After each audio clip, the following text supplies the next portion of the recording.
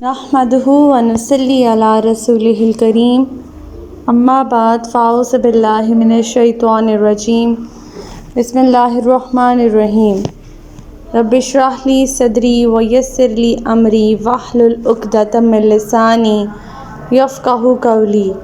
السلام علیکم ورحمۃ اللہ وبرکاتہ۔ صراط مستقیم میں آپ سب کو خوش آمدید۔ پچھلے سبق میں ہم لوگوں نے پڑھا تھا کہ اللہ تعالیٰ فرماتے ہیں اس وقت لوگوں کا کیا حال ہوگا جب ہر امت پر ایک گواہ اللہ تعالیٰ لائیں گے اور ان گواہوں پر جو نبی ہیں نبی پاک صلی اللہ علیہ وسلم انہیں گواہ بنائیں گے۔ اس دن جن لوگوں نے کفر کیا ہوگا اور رسول کی نافرمانی کی ہوگی وہ یہ آرزو کریں گے کہ کاش زمین پھٹ جائے اور وہ اس میں سما جائیں، اور اللہ سے کوئی بھی بات نہیں چھپا سکیں گے اس دن۔ پھر اللہ تعالیٰ فرماتے ہیں کہ اے ایمان والو، نشے کی حالت میں نماز کے قریب نہ جاؤ یہاں تک کہ تمہیں معلوم ہو جائے کہ تم نماز میں آخر کیا پڑھے ہو، نہ ہی جنبی نہائے بغیر نماز کے قریب جائے یہاں تک کہ وہ پاک ہو جائے۔ اور اگر کوئی مریض ہے یا سفر پر ہے اور اگر اس نے اپنی عورت کو چھوا ہے، یعنی اس نے اس کے ساتھ ہم بستری کی ہے اور پانی میسر نہیں ہے، تو اسے چاہیے کہ تیمم کر لے اور اپنے آپ کو پاک صاف کر لے مسح کر کے، اور اپنے ہاتھ اور منہ جو ہے وہ صاف پاک کر لے۔ بے شک اللہ تعالیٰ بخشنے والا مہربان ہے۔ پھر اللہ تعالیٰ فرماتے ہیں کیا آپ نے ان لوگوں کی حالت پہ غور نہیں کیا جنہیں کتاب کا کچھ علم دے دیا گیا جس سے وہ گمراہی ہی خریدتے ہیں اور چاہتے ہیں کہ تم بھی راہ حق سے بھٹک جاؤ۔ پھر اللہ تعالیٰ فرماتے ہیں کہ اللہ تعالیٰ تمہارے دشمنوں کو خوب جانتا ہے اور تمہاری سرپرستی اور مدد کے لیے کافی ہے۔ جتنی مرضی وہ لوگ کوششیں کر لیں کہ آپ کو راہ راست سے جو ہے وہ بھٹکا دیں، اللہ تعالیٰ کی مدد ہمیشہ آپ کے ساتھ ہے، اور اللہ تعالیٰ آپ کے دشمنوں پر آپ کو فتح یاب کریں گے۔ ہمارا آج کا سبق آیت نمبر 46 سے لے کر آیت نمبر 50 تک ہے، تو آج کا سبق شروع کرتے ہیں۔ بسم اللہ الرحمن الرحیم۔ من الذین ھادوا یحرفون الکلم عن مواضعہ ویقولون سمعنا وعصینا واسمع غیر مسمع ورأینا لیلا بألسنتہم وطعنا فی الدین ولو انہم قالوا سمعنا وأطعنا واسمع وانظرنا لکان خیرا لہم وأقوم ولکن لعنہم اللہ بکفرہم فلا یؤمنون الا قلیلا۔ یہودیوں میں سے کچھ لوگ تو ایسے ہیں جو کتاب کے کلمات کو ان کے موقع محل سے پھیر دیتے ہیں اور اپنی زبانوں کو توڑ موڑ کر اور دین میں طعنہ زنی کرتے ہوئے یوں کہتے ہیں سمعنا وعصینا، اور اسمع غیر مسمع اور رائنا کی بجائے اگر وہ سمعنا واطعنا اور اسمع اور انظرنا کہتے تو یہ ان کے لیے بہتر اور بہت درست بات تھی، مگر اللہ نے تو ان کے کفر کی وجہ سے ان پر لعنت کر دی ہے۔ اب ان میں سے ماں سوائے چند لوگوں کے ایمان لانے کے نہیں۔ اس کا بیک گراؤنڈ یہ ہے کہ تورات عبرانی زبان میں نازل ہوئی تھی، لیکن اصل تورات تو 2 دفعہ گم ہو گئی، پھر مختلف زبانوں میں اس کے تراجم پر انحصار کیا گیا۔ آج کل تورات اور انجیل کے مجموعوں کو بائبل مقدس کا نام دیا گیا۔ اب یہود یہ کرتے تھے کہ جو یہود رسول اللہ صلی اللہ علیہ وسلم کی مجلس میں آیا کرتے تھے، ان کی 3 طرح کی حرکتوں کا ان آیات میں ذکر ہوا ہے۔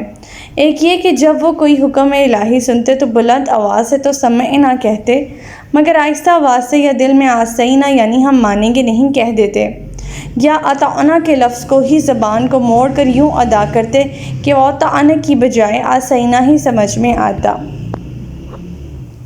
پھر آپس میں یہ بھی کہتے کہ اگر یہ فی الواقعہ اللہ کا نبی ہوتا تو اسے ہماری ان باتوں پر اطلاع ہو جانا یقینی تھا۔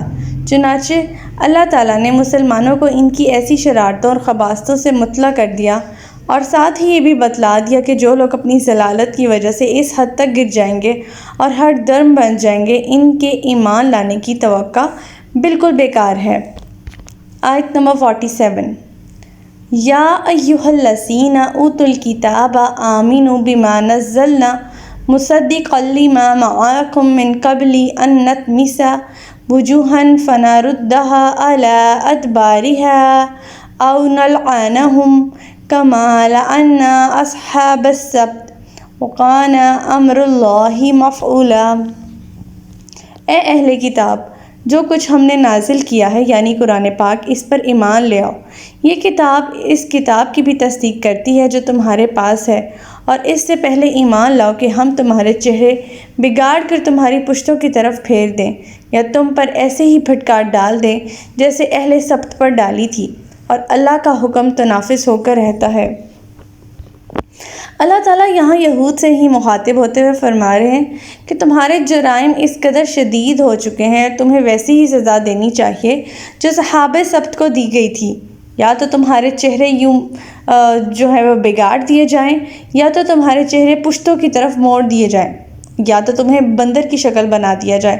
لہٰذا تمہارے لیے بہتر یہی ہے کہ ایسی ذلت کے مسلط ہونے سے پہلے ہی ایمان لے آؤ۔ آیت نمبر 48۔ ان اللہ لا یغفر ان یشرک بہ ویغفر ما دون ذلک لمن یشاء ومن یشرک باللہ فقد افتری اثما عظیما۔ اگر اللہ کے ساتھ کسی کو شریک کیا جائے تو یہ گناہ وہ کبھی معاف نہیں کرے گا، اور اس کے علاوہ جو گناہ ہیں وہ جسے چاہے معاف بھی کر دیتا ہے، اور جس نے اللہ کے ساتھ کسی کو شریک بنایا اس نے بہتان باندھا اور بہت بڑے گناہ کا کام کیا۔ اس آیت سے یہ ثابت ہوتا ہے کہ شرک جو ہے وہ ناقابل معافی جرم ہے۔ اب مشرک کون تھے؟ یہود و نصارہ بھی مشرک تھے، اگرچہ دعویٰ توحید کا کرتے تھے، اور شرک ہی سب گناہوں سے سب سے بڑا گناہ ہے، جس کے بارے میں اللہ تعالیٰ اس آیت میں حتماً جو ہے وہ وعید سنا رہے ہیں کہ یہ ناقابل معافی جرم ہے۔ اس کے بارے میں اب ہم ایک حدیث بھی ملاحظہ کر لیتے ہیں کہ سیدنا عبداللہ بن مسعود رضی اللہ تعالیٰ عنہ فرماتے ہیں کہ میں نے پوچھا یا رسول اللہ صلی اللہ علیہ وآلہ وسلم، سب سے بڑا گناہ کون سا ہے؟ آپ نے فرمایا یہ کہ تم اللہ کا شریک بناؤ حالانکہ اس نے تمہیں پیدا کیا ہے، اور یہ بخاری کی حدیث ہے۔ اس کے علاوہ باقی جتنے گناہ ہیں اللہ تعالیٰ اپنی رحمت سے انہیں معاف کر سکتے ہیں، اور اللہ تعالیٰ سے ہمیں گمان بھی یہی رکھنا چاہیے کہ اللہ تعالیٰ ہمیں معاف فرما دیں گے۔ آیت نمبر 49۔ أَلَمْ تَرَ إِلَى الَّذِينَ يُزَكُّونَ أَنفُسَهُمْ بَلِ اللَّهُ يُزَكِّي مَن يَشَاءُ وَلَا يُظْلَمُونَ فَتِيلًا۔ کیا آپ نے ان لوگوں کی حالت پر بھی غور کیا جو اپنی پاکیزگی نفس کی شیخی بگاڑتے ہیں، حالانکہ پاک تو اللہ ہی کرتا ہے جسے چاہتا ہے، اور ان پر ذرا بھر بھی ظلم نہیں کیا جائے گا۔ اب یہود کے علماء جو تھے اور نصارہ کے بھی کچھ علماء تھے، وہ یہ کہتے تھے کہ یہ بری ہیں، جہنم کی آگ انہیں چھو ہی نہیں سکتی، کیونکہ وہ تو اللہ کے بیٹے اور چہیتے ہیں، اور کیونکہ ہم پیغمبروں کی اولاد ہیں اس لیے ہمیں تو جہنم کی آگ بالکل نہیں چھو سکتی، اور ہمارا نفس جو ہے وہ بالکل پاک ہے۔ اور دوسری طرف جو نصارہ تھے ان کا عقیدہ یہ انہوں نے گھڑ لیا تھا کہ حضرت عیسیٰ علیہ السلام نے سولی پر چڑھ کے تمام امت کے گناہوں کا کفارہ ادا کر دیا ہے، اب پوری کی پوری امت پاک ہو چکی ہے اور جنت کے مستحق ہو چکی ہے۔ اللہ تعالیٰ یہاں فرماتے ہیں کہ اپنے منہ میاں مٹھو بننے کا کوئی فائدہ نہیں ہے، صرف اللہ کی ذات جانتی ہے کہ کون پاک ہے اور کون نہیں۔ اللہ کی ذات ہے جو کہ آپ کو گناہوں سے پاک صاف رکھنے میں قادر ہے اور اسے پاکیزہ بناتی ہے آپ کے نفس کو۔ اب یہود و نصارہ کی تو بات چھوڑیں، مسلمانوں میں بھی یہ عقیدہ کسی نہ کسی شکل میں پایا جاتا ہے۔ ہم اپنی مثال لیتے ہیں، کتنے ہی ایسے لوگ ہیں مثال کے طور پر اپنے آپ کو سید آل رسول کہتے ہیں، اور کہتے ہیں کہ ہماری پشت ہی پاک ہے، یعنی ہم پشت در پشت پاک لوگ ہیں۔ اور یہی عقیدہ جو تھا یہود کا تھا کہ ہم انبیاء کی اولاد ہیں۔ پھر یہاں پہ تو کچھ لوگوں نے بہشتی دروازے بھی بنا رکھے ہیں، جو شخص عرس کے دن اس دروازے کے نیچے سے گزر جائے گا وہ مرنے کے بعد سیدھا بہشت میں چلا جائے گا، وغیرہ وغیرہ۔ اللہ تعالیٰ ہمیں ان سب بدعات سے بچنے کی توفیق عطا فرمائے۔ آیت نمبر 50۔ انظر کیف یفترون علی اللہ الکاذب وکفی بہ اثما مبینا۔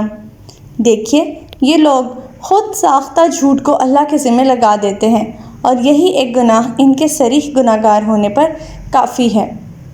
یعنی ان کا اپنے منہ سے ایسی بات کہنا بالکل جھوٹ ہے جو انہوں نے خود گھڑ کر اللہ کے ذمہ لگا دیا ہے۔ ان کے دوسرے گناہوں کو تو چھوڑیے، اکیلا یہی گناہ ان کے گناہگار ہونے کے ثبوت کے لیے کافی ہے۔ اپنے آپ کو پاکیزہ سمجھنا اور اپنے لیے خوش فہمیاں پالنا اور اللہ کے ساتھ شرک کرنا، یہی ان کے گناہ گار ہونے کے لیے سب سے بڑی دلیل ہے۔ تو ہمارا آج کا سبق یہیں تک تھا۔ اللہ تعالیٰ سے دعا ہے کہ اللہ تعالیٰ ہمیں صراط مستقیم پر استقامت عطا فرمائے۔ اللہ پاک ہمیں ہدایت دے کہ جس کے بعد گمراہی نہ ہو۔ ربنا لا تزغ قلوبنا بعد إذ هديتنا وهب لنا من لدنك رحمة إنك أنت الوهاب سبحانك اللهم وبحمدك أستغفرك وأتوب إليك۔ السلام علیکم ورحمۃ اللہ وبرکاتہ۔